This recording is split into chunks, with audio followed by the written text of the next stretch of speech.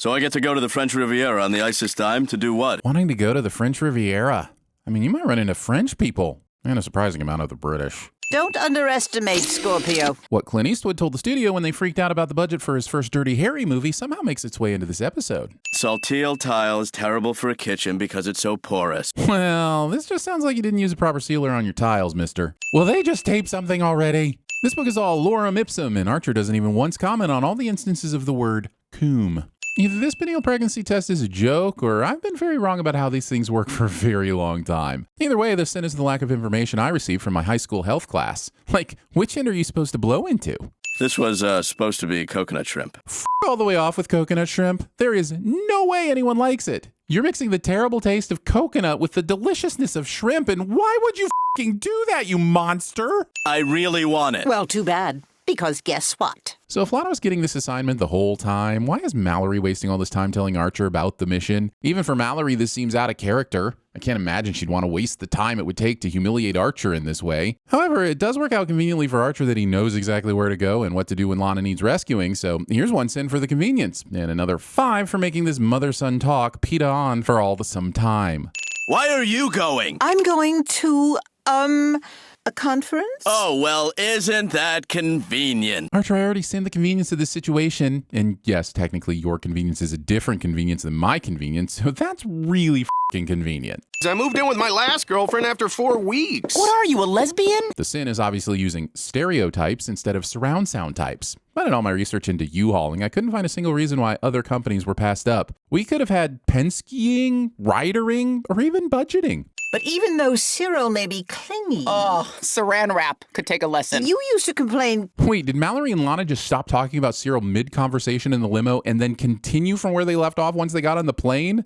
Those are several minutes of silence. I'd be super curious to watch. I wonder if he's like that because I used to spank him with a wooden spoon. Yeah, I don't know about that, but it might explain the ping pong paddle. You never need to explain a ping pong paddle, but sometimes you do need to explain the balls. It better be, Mr. Sex Tape. Title of the documentary about my sex tape? Scuff that luggage and I'll cut your hamstrings for you. Half of these boxes appear to be Mallory's kit, yet the episode doesn't contain a drum solo. I'm sorry, are you addressing me? Because your authority is not recognized in Fort Kickass. Krieger would be the kick-assiest at TVSins. Text her again. I am, if you'd shut up. Do I think Cyril can be extremely dumb? Yes. Do I think Cyril's dumb enough to let Archer's obvious backhanded sabotage attempts be successful? I mean, most days probably. But today I'm not buying it for some reason.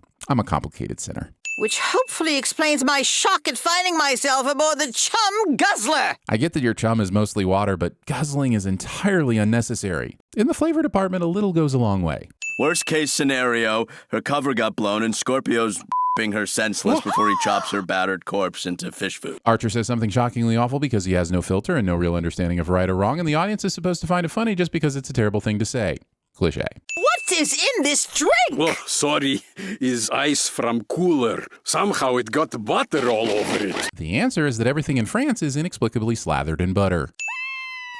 Oh, dear God. Mallory thinks Lana is in immediate danger, and her solution is to call Archer, who's hours away back in the U.S., to come in on a rescue mission. And we're supposed to not question any of this because the defining trait of this company is them all being bad at their jobs. Because it would be nice to know what kind of danger I'm facing here. And it would be nice to know why Archer passed up an opportunity to say, Danger Zone. I bet Mr. Archer already went all 00 ninja on Skorpio's ass. Waka! Karate sound. I was appropriately ridiculed by the neighborhood kids for mouthing sound effects on the basketball court. So even though we're kindred spirits, I must send Krieger because there isn't even any karate happening right now.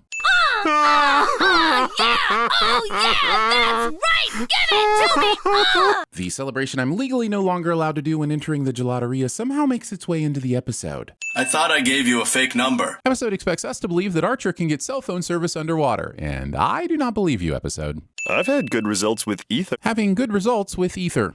I am just now again reshaving my balls again. That sentence sounds like he shaved his balls at least 6 or 8 times in close succession, and I feel sorry for them. What was that all about?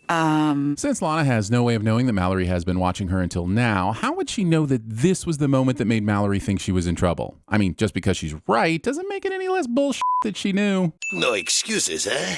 My balls are smooth. Even without hair on them, your balls should not be smooth, right? Bartleby the Scrivener? Anybody? Not a big Melville crowd here, huh? One thing Skorpio and I have in common. Well, that and super smooth balls. That got a little dark. I mean, yeah, chocolate fondue threesome, hardy har, but what I really want to know is how Archer kept the fake mustache on through all of this, because that shit's impressive. This chocolate-covered strawberry was not there before the commercial, adding to the overall number of chocolate-covered questions we have. Every single noun and verb in that sentence totally arouses me. Logophilia is never going to have a more mainstream appeal with Krieger as your spokesperson. Every ISIS agent has a company-issued life insurance policy, and And what? You're my beneficiary! Now both groups are talking about life insurance and... How'd you get life insurance, Lana? Don't they know you're in the danger zone? Too late, Archer. Too f***ing late. I forgot to spend the balance in my goddamn Flex account! Episode has time for this. Despite his multiple holes, Archer will continue to function normally. Kill them, you fools! Lana and Archer then have a lengthy back and forth, and these guys forget how to shoot. Or something. Lana? asshole. They survive this because the episode is running out of time, so they have to just be better than the bad guys at not exploding. Remember, Cheryl is just a cartoon. Remember, Cheryl is just a cartoon. Remember, Cheryl... You can trust me. You know. Probably. What? Probably? Womp womp. Cheryl gives a call back to something that Lana said earlier in the episode, and Cheryl was not around to hear it. But I mean, I'm feeling a little generous today, so I probably won't send the episode for this one little thing. Womp womp. There's everywhere!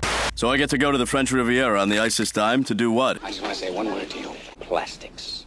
But it's the Pope's fault she won't let me wear a condom. This is one crazy Pope. Yeah, I want it. You really... No, you go have a fun assassination. You go. I'll have fun watching you. Oh. So I can rub myself into your crotch. Drinking champagne in a bikini? Is there any other way? Now, how's my disguise? Sandy, that is your worst disguise yet. Every single noun and verb in that sentence totally arouses me. Not sexual, let me finish. Also not sexual.